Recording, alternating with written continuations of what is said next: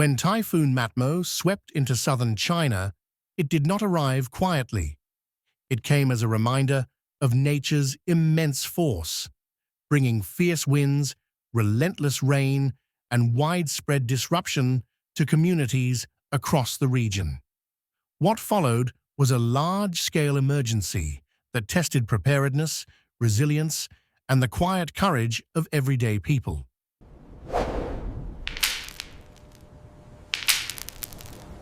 我身边的这个树啊，在20分钟前还是立起来的，但是刚刚台风登陆后，5到10分钟，它现在就被连根拔起，而且在这飘。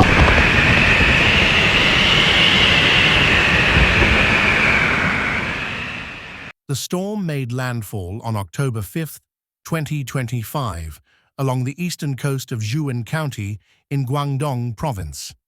Classified as Typhoon number 21 by China's meteorological authorities, Matmo struck with sustained winds of around 151 kilometers per hour at its center.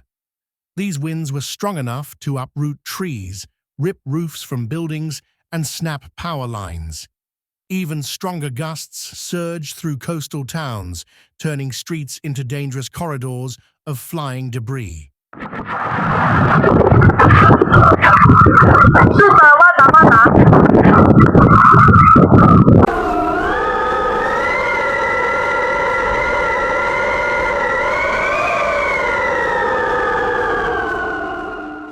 Along with wind, Matmo carried vast amounts of moisture.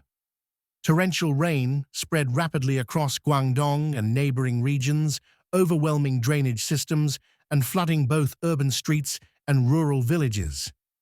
In low-lying coastal areas, storm surges pushed seawater inland, spilling across roads and into homes that stood directly in the storm's path.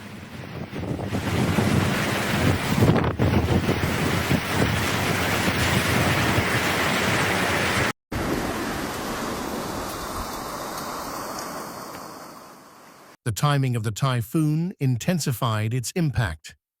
The storm arrived during China's Golden Week holiday, a period when travel reaches its annual peak. Airports, ferry terminals, and highways were suddenly brought to a standstill. Flights were grounded, ferry routes suspended, and countless travelers were left stranded far from home. What should have been a time of celebration instead became a moment of uncertainty for many families.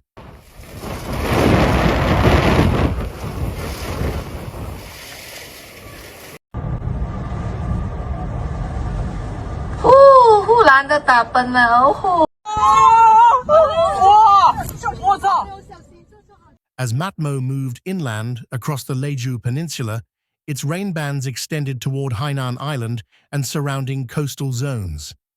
Rainfall totals in affected areas ranged from roughly 100 to nearly 250 millimeters, enough to trigger flash floods and raise concerns about landslides in hilly terrain.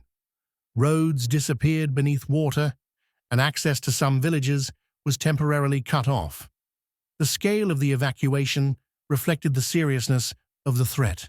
More than 347,000 people were relocated from vulnerable areas in Guangdong and Hainan before the storm reached its peak. Emergency shelters were opened in schools, community centers, and public buildings. Inside these shelters, families waited together, sharing food, water, and the uneasy silence that follows the howl of the wind.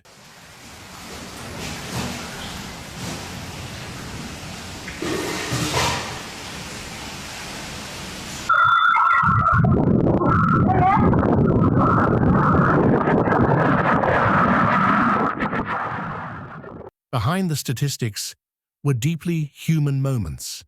In coastal communities, residents worked quickly to secure doors and windows before leaving their homes behind. Some carried elderly relatives through flooded streets, while others packed only essentials, unsure of what they would find upon return. In Hainan, travelers slept on airport floors and terminal benches after ferry services were halted. Their journeys paused by forces beyond anyone's control.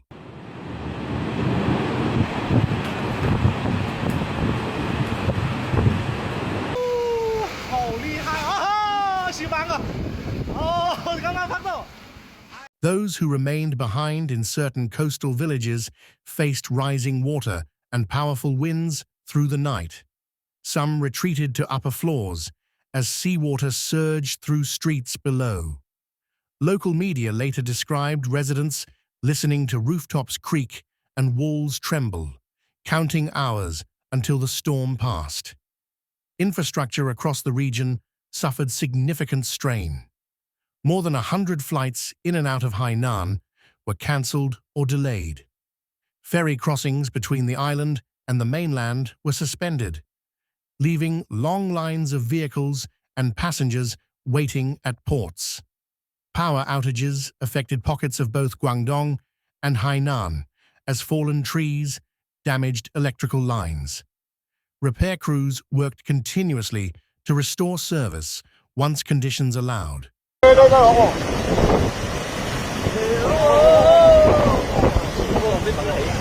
整个徐闻整个湛江，第一个户外直播，我就问牛不牛逼，整个楼在摇，整个车都在摇。 Fishing communities also felt the impact. Boats were pulled ashore in advance of the storm, crowding harbors with vessels that normally would have been at sea.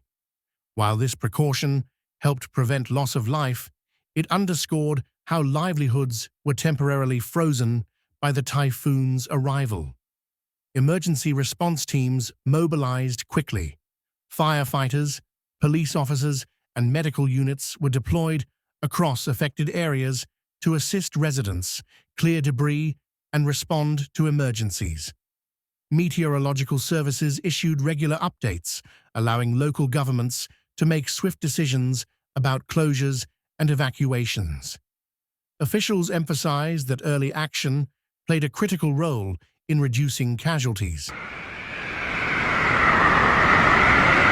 大海，哇！漲潮犀利到，哇！ As Matmo continued westward, its strength gradually weakened, but its rain remained a concern. Flood risks persisted in mountainous regions where saturated ground raised the danger of landslides. Even after the strongest winds subsided, the challenges were far from over. Typhoon Matmo became more than a weather event. It was a reminder of the vulnerability of coastal regions and the importance of preparation, coordination, and community support. For hundreds of thousands of people, daily life was interrupted. Homes left behind, journeys delayed, routines suspended.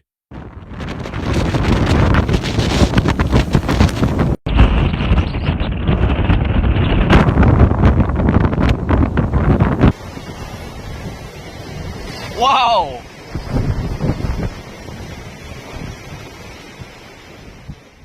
In the aftermath, attention shifted from survival to recovery. Streets needed clearing, power required restoration, and families waited for permission to return home. Shelters remained active as authorities assessed damage and ensured conditions were safe. What lingered most was the shared experience, the collective effort to endure and respond. Typhoon Matmo left behind stories of disruption, but also of cooperation and resilience. In facing the storm together, communities demonstrated that while nature's force can be overwhelming, human solidarity remains a powerful response.